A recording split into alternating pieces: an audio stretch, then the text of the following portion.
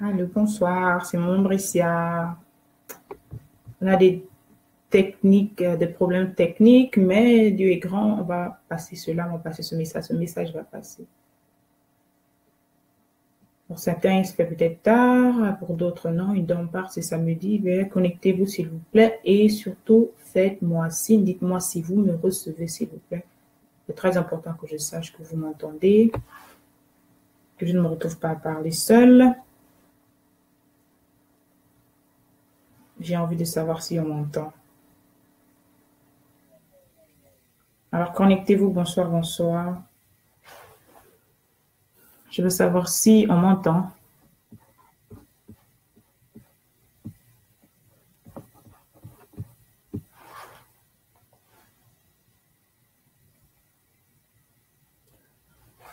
Bonsoir, bonsoir. Je veux savoir si on m'entend.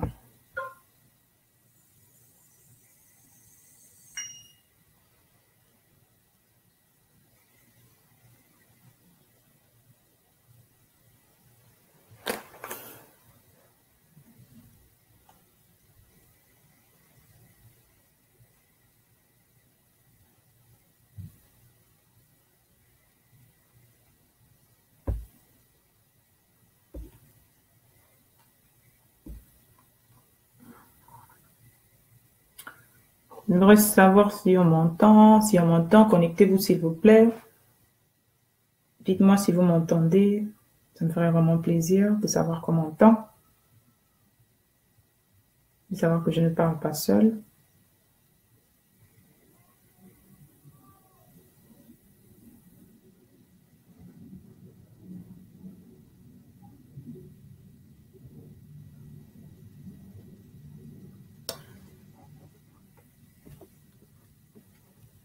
S'il vous plaît, connectez-vous. Je veux savoir si je m'entends, si le son est bon. J'espère que le son est bon cette fois-ci.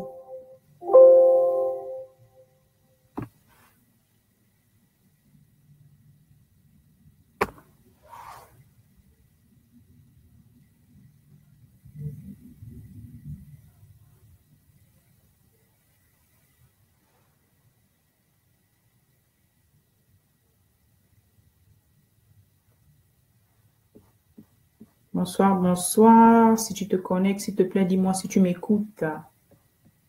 Que tu entends ce que je dis, si tu m'écoutes, si tu me reçois. Il y a un problème de son. Ça arrive, c'est la technologie.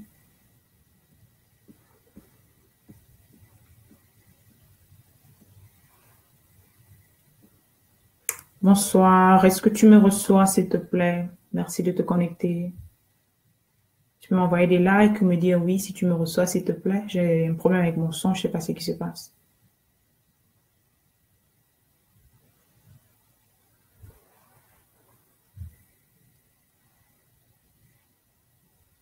Est-ce que tu m'entends?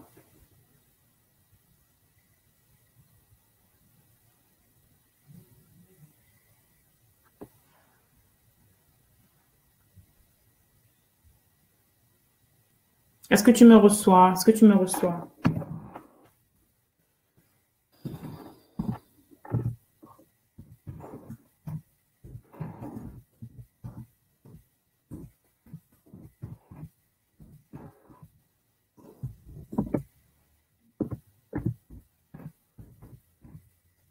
Allô, allô, est-ce que tu m'entends?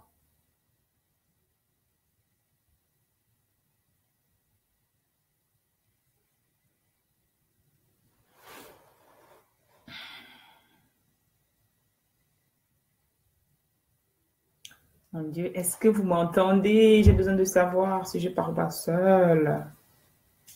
Oh my goodness.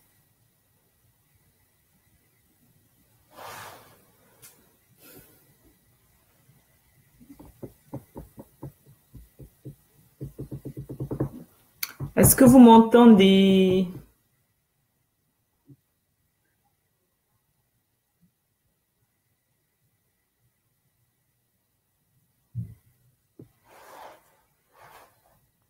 Est-ce que vous me recevez? Est-ce que vous me recevez? On t'entend? Ok, d'accord, merci beaucoup.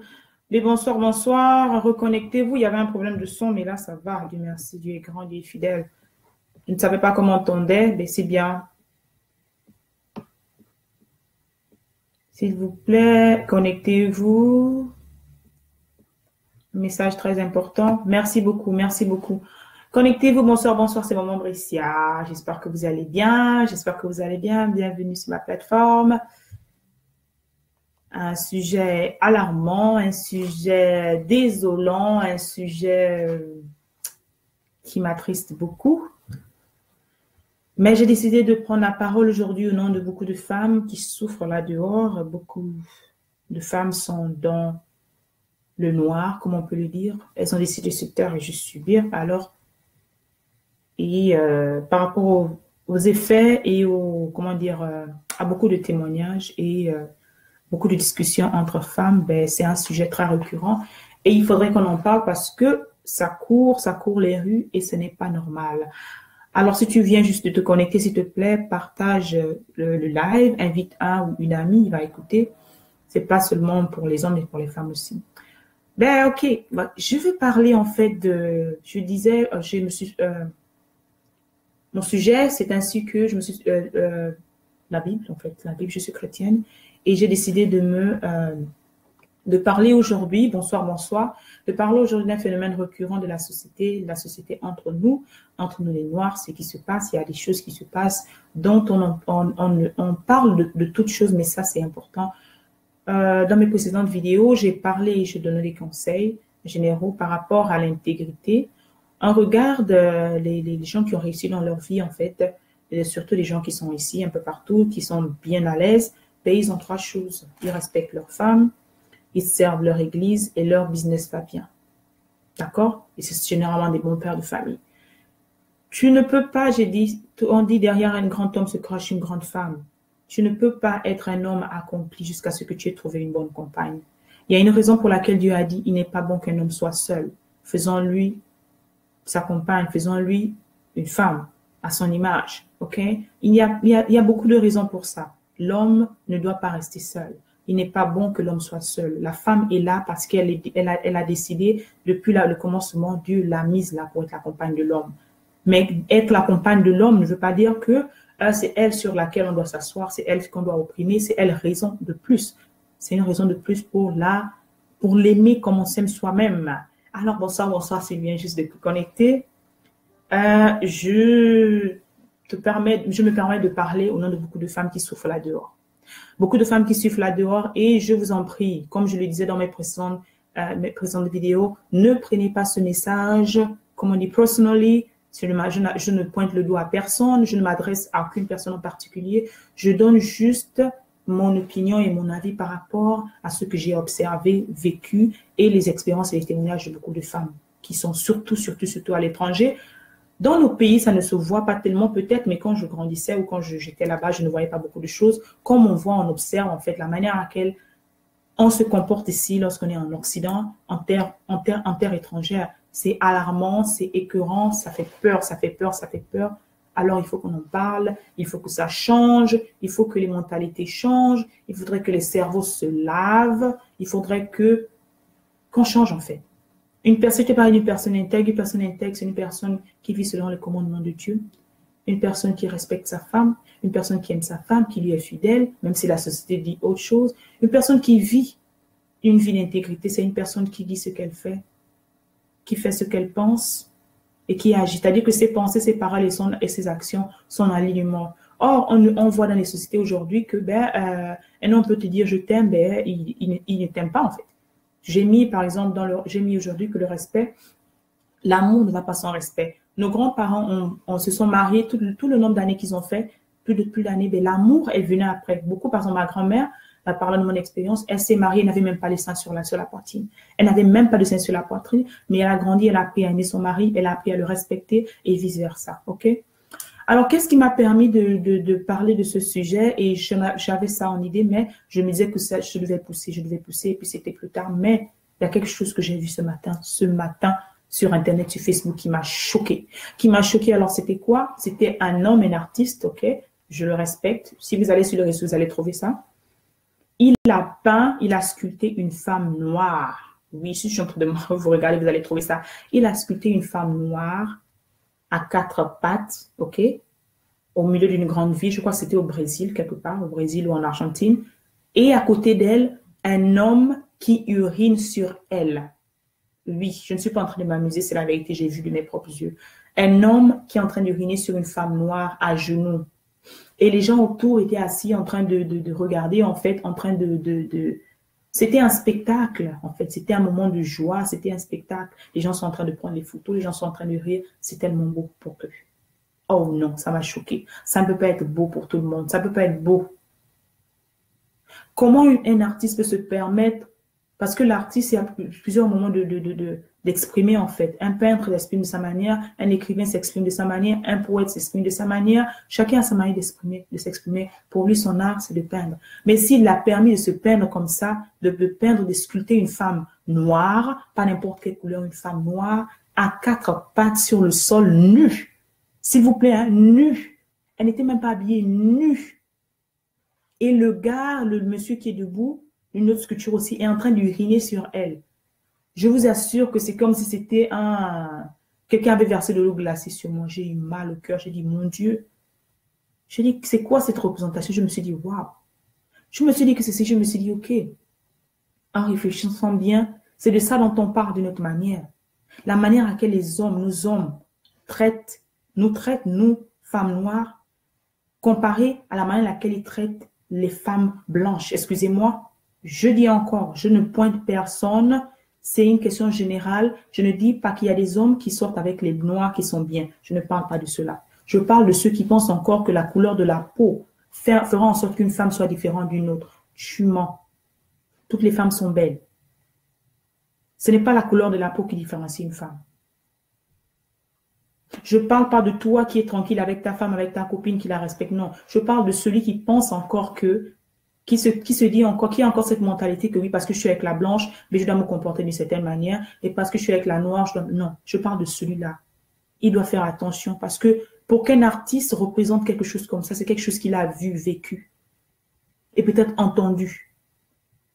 Ça ne peut pas aller jusqu'au monde de l'art. Je vous assure, l'époque de l'esclavage est arrivée. On n'était pas encore, cette maturité, on ne l'avait pas encore. Il y a beaucoup de choses que nos anciens ne savaient pas. Il y a des choses qui sont arrivées qui nous ont surpris pendant l'époque de l'esclavage. Mais ça ne peut plus se reproduire.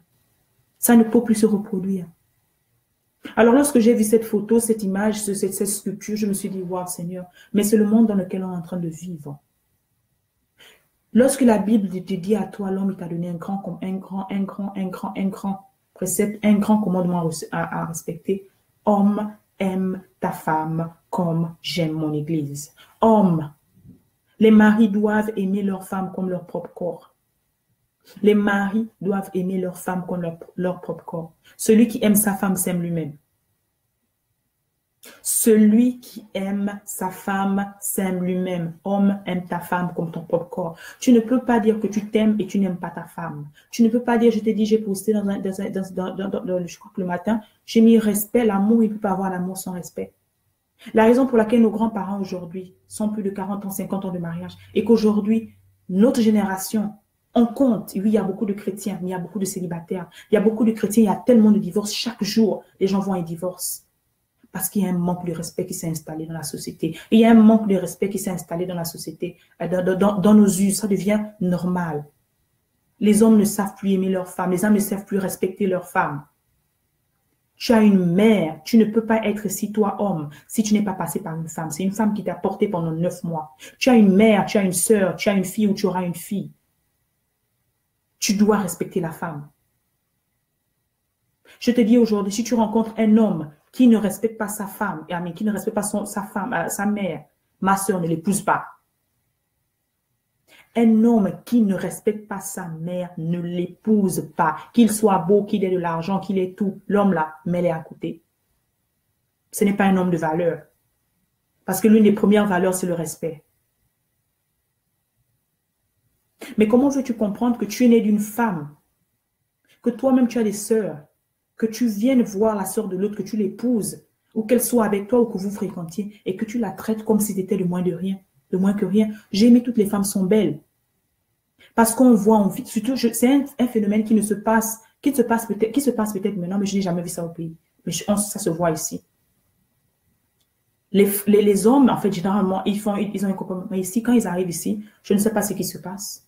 Tu vas voir un jeune, tranquille, jeune ou vieux, Quand il rencontre une femme blanche, je dis bien comme ça, je le sais, la raison pour laquelle je parle, il y a des témoignages, là, les femmes ne parlent pas. J'ai décidé de parler au nom de toutes les femmes.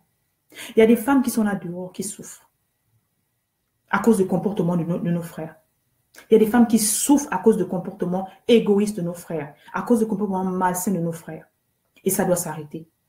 L'Afrique, c'est qu'elle est aujourd'hui à cause de toi, parce que tu montres, si le peintre se permet de représenter une femme nue, noire, sur laquelle on urine, c'est une représentation de ton comportement.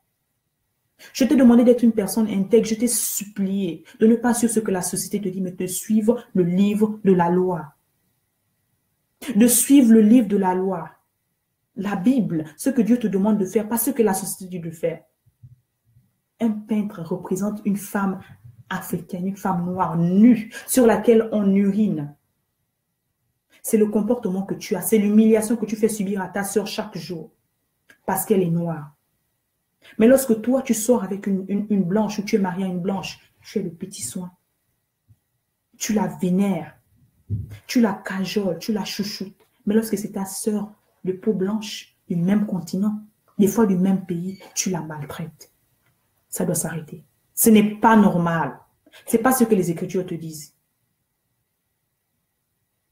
Ce n'est pas ce que les Écritures te disent. Il y a des gens qui sont là dehors, qui souffrent tous les jours. Mais elles se disent, ok, non, c'est mon frère, je ne parle pas. Comment peux-tu comprendre? Maintenant, avant, la maman, elle allait au champ, elle n'allait presque pas au champ. Le papa, généralement, c'est l'homme, généralement, dans les sociétés d'antan, avec nos grands-parents. Les hommes allaient faire la chasse et tout. Et généralement, la femme, c'est elle qui restait à la maison, qui s'occupait de la maison et tout. Donc, il n'y avait pas, l'homme rentrait le soir, la maman avait déjà préparé et tout. C'est ce qu'elle faisait, elle s'occupait des enfants, c'était son travail. Donc, le respect que nos parents avaient, d'accord, merci beaucoup ma chérie, merci beaucoup. Désolée pour le problème de son, je ne sais pas ce qui s'est passé, j'ai dû recommencer et tout. Mais merci d'être revenu, merci beaucoup. Partage la vidéo, merci. Gros bisous. J'étais en train de dire que oui, le respect est parti. Où est ton respect pour la femme africaine? Où est ton respect pour la femme qui t'a donné la vie? Où est ton respect pour ta femme? Où est ton respect? Où sont tes valeurs, homme africain? Où sont tes valeurs? C'est pas parce que je t'ai dit oui, changement d'environnement occasionne le changement de mentalité, mais il faut bien changer. Ne change pas en te reculant, ne change pas en perdant tes valeurs. Ne change pas en perdant tes valeurs, homme africain. Un homme n'est rien. Tous les hommes qui ont réussi dans ce pays, tu regardes partout. Derrière eux, là, c'est pas pour rien qu'on a dit derrière un homme. Un grand homme se cache une femme de valeur. Derrière un grand homme se cache une femme de valeur. L'homme n'est rien sans la femme. Et vice-versa. Mais ta femme, c'est ton aide. Ta femme n'est pas ton esclave. Ta femme, c'est ton aide. Ta femme n'est pas ton esclave. Pour que quelqu'un vienne peindre, vienne faire une sculpture d'une femme africaine nue sur laquelle un homme urine, il faudrait qu'il ait observé dans les us et coutumes, dans la société, mais les comportements, la manière à laquelle l'homme noir se comporte avec sa compagne. Dieu t'a dit dans les Écritures d'aimer ta femme comme tu aimes ton propre corps. D'aimer ta femme comme tu es ton propre corps. Nos grands-parents, je parlais de nos grands-parents. Nos grands-parents avant, ils n'avaient pas de problème. Parce que tout le stress qu'on vit là, ils n'avaient pas ça. Ils allaient dans les champs, ils allaient faire leurs choses. Le mari savait ce qu'il faisait, la femme savait ce qu'il faisait. La femme n'allait pas au travail. Maintenant, en 2020, j'ai dit même 2021, in Jesus' name, 2017, 2018, là, dans quelques mois, là, dans 2 mois, là. La femme va au travail, le mari va au travail. Vous rentrez à la maison, tous les deux sont fatigués. Je suis surprise et c'est ce que les gens vivent là dehors. Quand nos frères voient ses épouses, une femme africaine, lorsqu'ils rentrent à la maison, la femme aussi rentre la soirée. Monsieur s'assoit. Je te dis, hein, je suis avancée en 2021, c'est Dieu qui connaît pourquoi il a mis 2021 dans ma bouche. Peut-être c'est une prophétie. Amen, je la reçois. Le mari rentre à la maison tranquille, mais il s'assoit, tu vas voir des hommes. Et again, je dis encore, ne vous sentez pas avisé. Je parle en général pour qu'on change de mentalité. Si ce n'est pas toi, c'est ton ami à côté.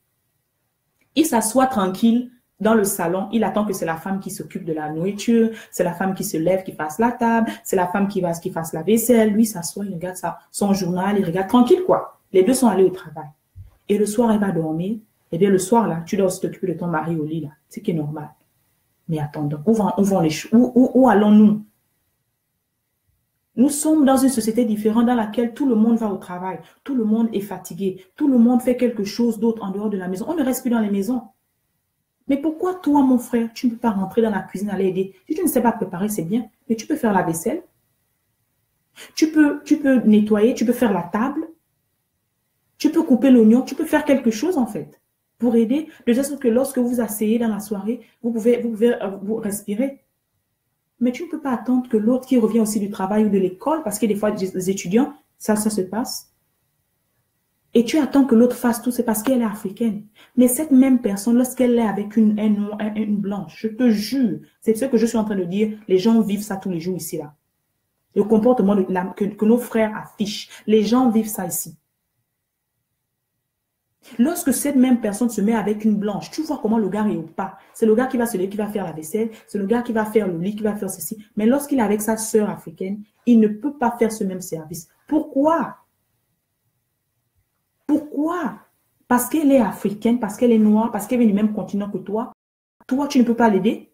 Et tu vas valoriser quelqu'un d'une autre couleur, quelqu'un d'une autre race du pays, et tu dévalorises celle qui t'a mise au monde. Tu dévalorises la femme africaine parce que tu es quoi? Tu es arrivé. Tu dévalorises la femme africaine. Tu ne sens pas qu'elle aussi, elle peut être fatiguée. Tu ne sais pas que non, tu peux l'aider parce qu'elle est africaine. Tu as vu ça où? Le peintre, maintenant le sculpteur se permet de peindre ou de sculpter ta femme nue sur laquelle quelqu'un pisse. Parce que toi, tu te permets d'avoir ce genre de comportement-là. Parce que, comme on dit, je t'ai parlé de l'esprit d'intégrité. L'intégrité, tout ce que tu fais lorsque personne ne te voit. C'est ça l'intégrité.